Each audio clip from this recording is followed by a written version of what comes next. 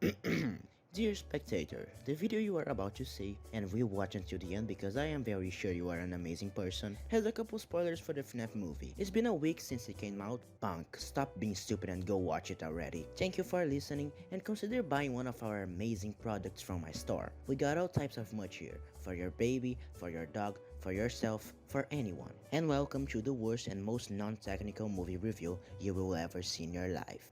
Hello, it's me again.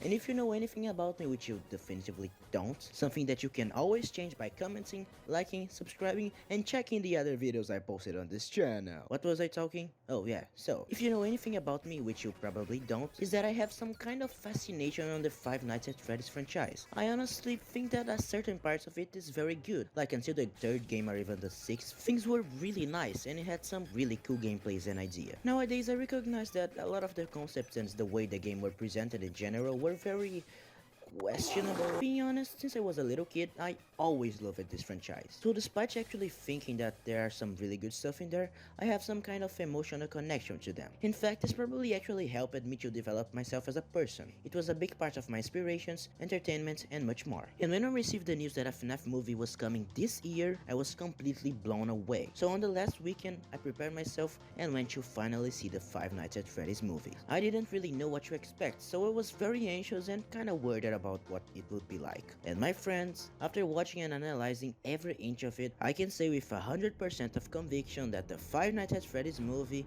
is definitively one of the movies ever made.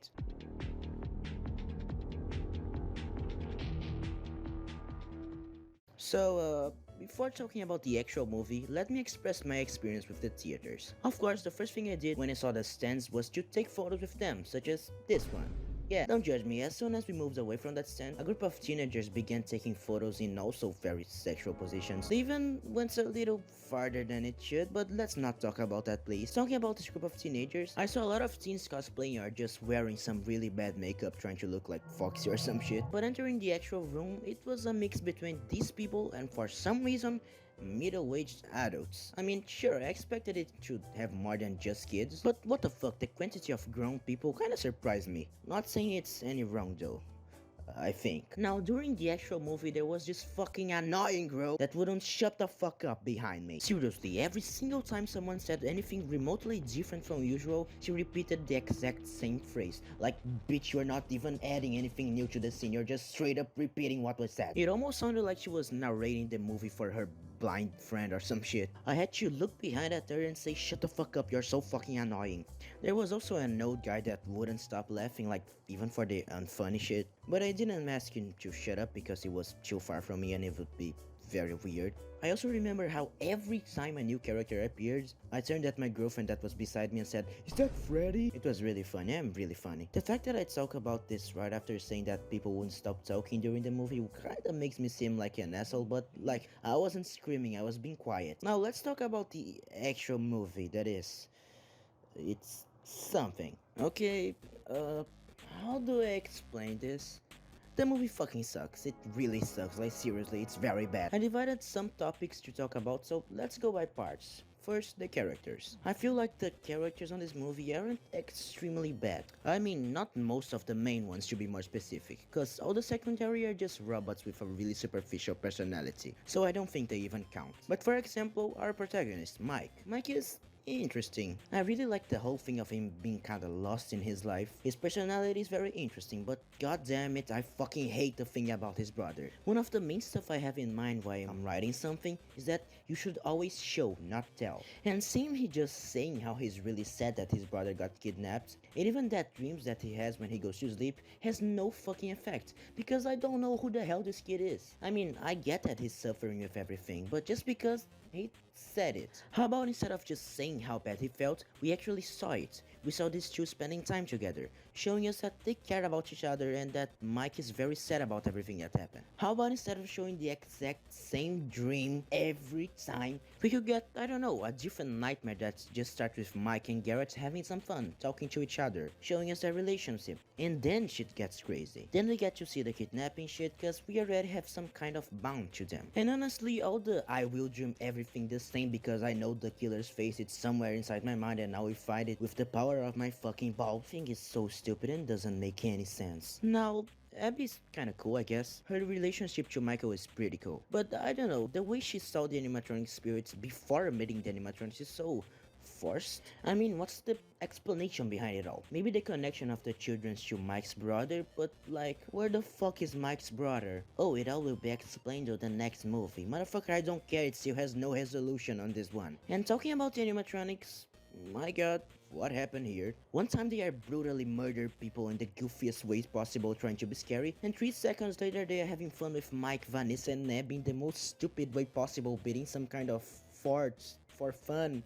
What the hell? Like, it's such a brutal shift in the tone. Like, I do get the point of showing the children's spirits and souls. Like, a guy fucking murdered children. It's a tragedy, and seeing the side of the victims is always good in this type of piece. But like, you could just have their souls showing up. But you really need to humanize the animatronics and remove all the impact from the horror scenes. Cause like, 90% of the scary, in a lot of quotations marks, scenes are protagonized by the animatronics. But that just doesn't freaking work when you make them try to seem funny and dumb all the time. Oh, but they are just children acting like children. First of all, these so innocent children that you are talking about splitted that woman in half 3 minutes later, so it's very inconsistent whether they are dumb children or fucking monsters. And second, great, you just sacrificed the whole horror of this horror movie attempt to make some Adam Sandler level comedy scenes. The tone of this movie is honestly so weird. It tries to be scary but ends up being goofy and ineffective. Then it tries to actually be funny and sometimes even is, because come on, Bonnie trying to place a cherry upside down because he's fucking stupid is fucking fun. But at the same time, I don't feel like I should laugh at this because, come on, what is happening? Wasn't this supposed to be a horror movie? And if you say,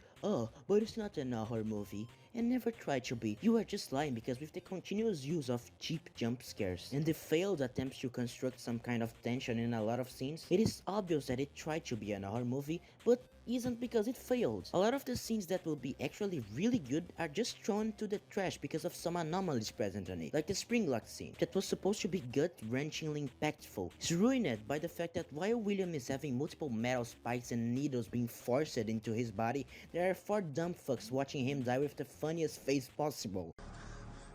I always come.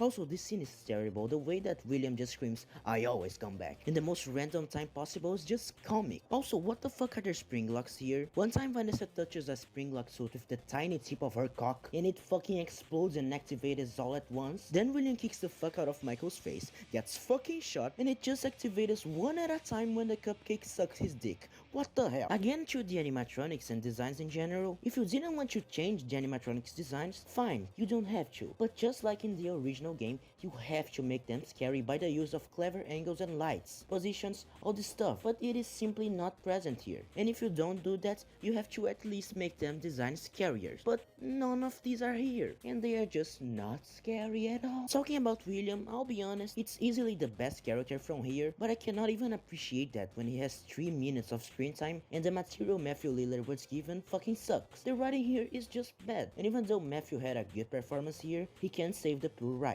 Also, fuck Vanessa, she's just boring, and I hated the way they adapted the game story here. Michael not being William's son, that was like one of the best parts of FNAF, but it simply isn't here. It isn't. To be honest, as a separate movie, this isn't that terrible, it's just mediocrely bad. But as an adaptation, it is a complete disaster piece. The performance as a whole were kinda cool, they were actually pretty cool. They would have been even better with a good material and good direction, but I liked them. Now, the good things, no? Nah, just kidding. I think the scene where Michael meets Steve or William for the first time is really good. The whole way that William realizes that Michael is the brother of the kid he murdered and completely changes the way he talks is really good. Even though this doesn't make a lot of sense, the scene itself is good though. I also like the yellow rabbit design and entrance. In general, it's kinda cool even though the impact is removed once more because 2 seconds later, William removes the mask that was making him look fucking sick. And some of the set and visuals are really good. This script is too long, so let's just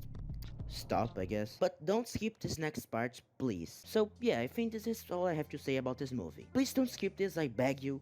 But if you like this video, consider giving a like, a comment, and even subscribing. Check the other videos I posted if you like this one, I'm being serious. I'm a beginner channel, and every little kind of help you can give me really makes a difference. Also, I swear to God, next week, the Castlevania Area of Sorrows video is coming. Or not, I don't know, but it will exist. So now, goodbye.